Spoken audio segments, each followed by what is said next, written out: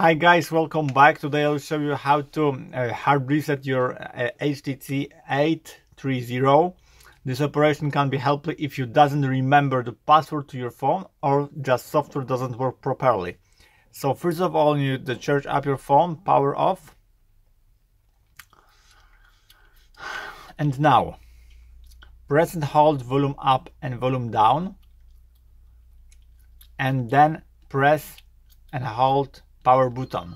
So 3 keys, 1, 2, 3. When the phone up, release power button, still holding both key. Voila, we have a secret menu from me. Gonna choose boot to recovery mode, accept by power, and now wait a few seconds until you see the red ignition.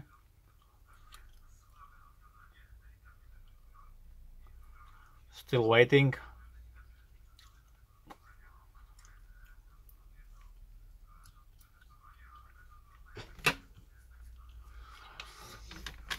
Still wait. Okay, we have a red thing here, and you're gonna press these 3 keys together.